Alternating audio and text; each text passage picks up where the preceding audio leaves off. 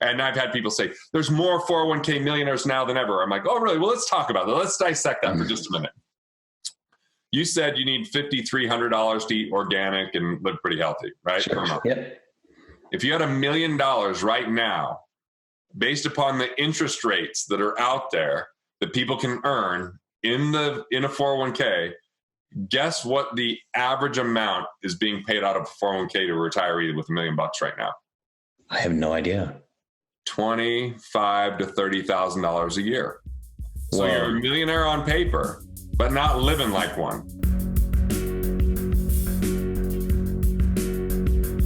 Yeah, man, we're just at a place where we've been going at such a high and hard rate for a long time that doesn't make sense, that we're going to have something like that have a more quick impact.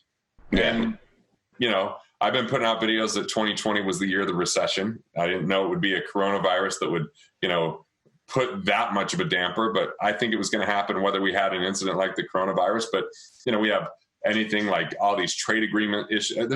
It's a fragile place, man. We're valued in the market because people are putting money into it, not because it's actually worth that. It's worth that because people keep funding their retirement plans without question. Not 100%. It makes sense.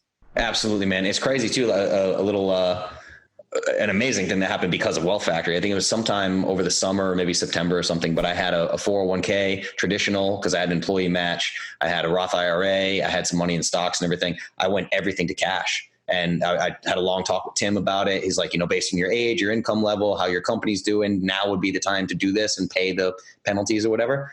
I mean, could not be happier that I did that just based on what just happened and went into something like whole life, just a far more. But again, the 401k is a sacred cow, man. People think we've been funding 401ks since Adam and Eve when they're really like 40 years old, you know? And the real reason they came out is pretty fascinating, because they came out more because pensions failures. Right. And because it was the right plan. Like, you got to realize companies, like what happened was companies wanted to recruit high talent. They wanted to recruit the best. In order to recruit the best, they created pensions. Hey, come work for us. We want to get you here. We'll pay you after, you know, your working years are over. And this is a time where people aren't living at the age that they're living to now, especially in America. So what happens is people find out about these executives getting pensions. They're like, hey, that's unfair. I want pensions. So then we get the government. Then all of a sudden everybody's getting pensions, right? Right. And by the way, the reason why pensions got decimated is because they were reliant upon the stock market performing at 8.7%, I believe. Wow. 8.4, and it didn't. Everybody says the average is 10. So that's why those things collapsed, is because the stock market, they were running off numbers of the 90s, which were astronomical and a pipe dream today. So it was the stock market that really killed the pensions more than anything. You know, and it's like, I read a book called The Fate of the States. Pensions collapsed certain towns in California because they had to pay the pensions before they could pay the police force. Wow. And it really created major problems where some of these places you could only report a crime if it was in progress. And I mean, it was crazy. You know, right? So as we look at this, the movement was companies couldn't afford the pensions. So they started saying, we'll match on you pay, you know, rather than a defined benefit like a pension where we're telling you what you get in the future, you can contribute and we'll match your contribution. It's less responsibility on the company, more on the individual. And the problem is it gives people false hope. They think, oh, cool, I'm going to fund this and I'm going to be able to retire. 95% of people can't retire. So they're funding it. They're now involved in the market. They know little about the market, just like their companies knew little about the market. The market has continued to be overhyped and underperforming. And I've had people say, there's more 401k millionaires now than ever. I'm like, oh, really? Well, let's talk about that. Let's dissect that for just a minute. You said you need $5,300 to eat organic and live pretty healthy, right? Sure. Yep. If you had $1 million right now, based upon the interest rates that are out there that people can earn in a 401k, guess what the average amount is being paid out of a 401k to a retiree with $1 million right now? I have no idea. $25,000 to $30,000 a year. So Whoa. you're a millionaire on paper, but not living like one. No. These interest rates are so low. So, I mean, that's less than half of what I would need. Yeah. So you have to now have $2 million. And by the way, that's What if in 10 years from now you need to adjust that for inflation? Sure. Maybe 3 million that you need. So it's a moving target. It's not performing, and yet people still believe in these plans, but they've failed people far too often.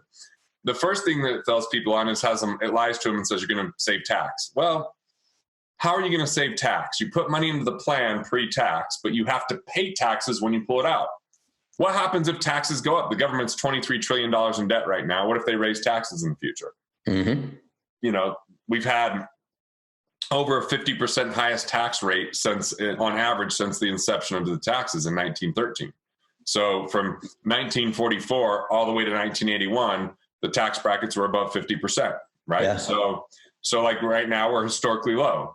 The second thing is, if it takes more money because of inflation to buy things in the future, you're going to pay more tax because you got to have more money to buy the same things. So you're paying more in tax. So that's another issue. And here's my question. Do you want to live off less money in the future? Like that whole notion that people can live off 70% at retirement.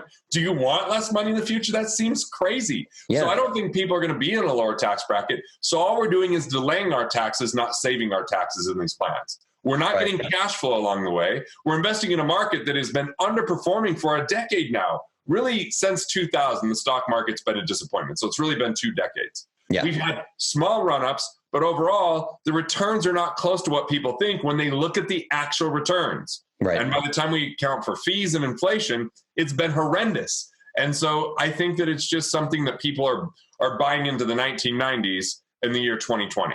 And it's going to disappoint them severely if they don't question it. And they'd be better off paying off their loans. They'd be better off putting some money in savings accounts so they have a little bit of liquidity. And they'd be better off putting that money in themselves so they can earn more money, and then go to cash flow banking to store their money, and then invest in something that they understand beyond that. Yes. Where's the place you can invest? Like, you know how to invest in health and nutrition companies if that's where you really want to invest. Right. You probably don't know nearly as much about, I don't know, maybe you do. I don't know shit about technology. Like, I'm not a teenager, so I can't keep up with all the technological trends. So I don't think I'm a good investor in that side. I'm good at investing into infrastructure with technology in my businesses, not at predicting which technologies are going to blow up and do well. Yeah, you're not going to go to Silicon Valley and try to invest in startups by meeting with founders or things like that. But I mean, the path you just outlined was incredible, because I mean, you think about the 1-2 punch of that as well. People are funding these 401ks and their lifestyle of debt and all this by scrimping and saving with accumulation philosophy. So imagine scrimping and saving 35, 40 years. Then you retire only to find out that you only have enough money to scrimp and save until the day you die. Like, that's insane. Right. And it happens almost all the time, dude. That's the problem. That's what people are facing. The article that changed my life, there's an article that changed my life in 2002. Because look, admittedly, 1998, 1999, I was a believer in the stock market. I mean, it was crushing. Sure. But then in 2000, it started to go down. I didn't really know why or how long it would last. I was trying to learn about it. And then in 2002, there was an article. It was about this guy that was at the company that you mentioned earlier, Mass Mutual. And he was executive VP of the retirement services. So he's basically as high up as you could be on the retirement side of things. He retired in the year 2000. He took 10% of his retirement funds and he bought like a small company. And then he put the other 90% in aggressive funds and lost so much over the next 2 years that he was now driving a limo to earn a living. Wow. And that's the person that's supposed to be able to tell us how it works. Right. It's crazy, man. And it's scary too, because you laid out such a perfect path there. So if we get from paying off debt and loans and everything to investing in yourself to maybe eventually cash flow banking, right? And then investing in something, this is why I love your concept of investor DNA, because what I found, and I want to dig into these questions from people, because what I found is everyone who has no experience in finance or investing of any kind or entrepreneurship or anything, they just go, well, I want to be rich. So 401k and I want to buy real estate. And I'm like, but you know nothing about real estate. What do you know about real estate? And they're like, well, nothing, but that's how people get rich. I'm like, no. Real estate keeps wealthy people wealthy. It very rarely makes them wealthy, right? Am I right about that? I got my kicked in real estate because I had that same belief as the people you talked about. It's so common, man. If you're not going to treat it like a business and it's not a full-time gig, prepare to lose money. Yes, I totally agree. And there's people that store their money there, But the people that make a lot of money in real estate are people that treat real estate as a business, and that's their profession, right? I spoke at an event last April with the guy's last name is Cummings. I think it's Bill Cummings. He's a billionaire out of Massachusetts, and he did it in real estate. But that's his business, is just real estate, right? So think about it. Someone goes, I'm going to do real estate, but they do it like in their free time.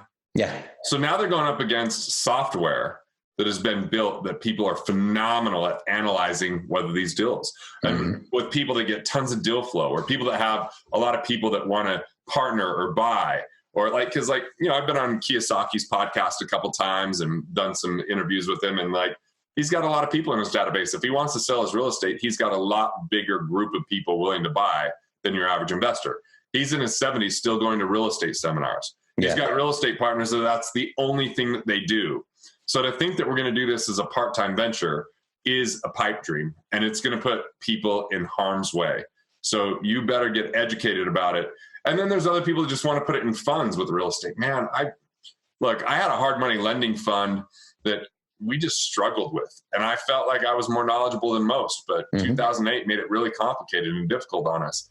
I had in 2000 hard money lending fund I was referring people to, and they got all their money back and were made whole, but not at the time frame they were supposed to, and they didn't earn interest because it just doesn't always go according to plan. Yeah. And so it's like, if you want to be passive in real estate, there's a lot of risk. If you're going to be active, it better be your main gig. Yes. And outside of that, just plan on having some really hard lessons. Want to master your money? Want to figure out the things that you could do to improve your finances? Click here and check out more videos like this on Money Matters.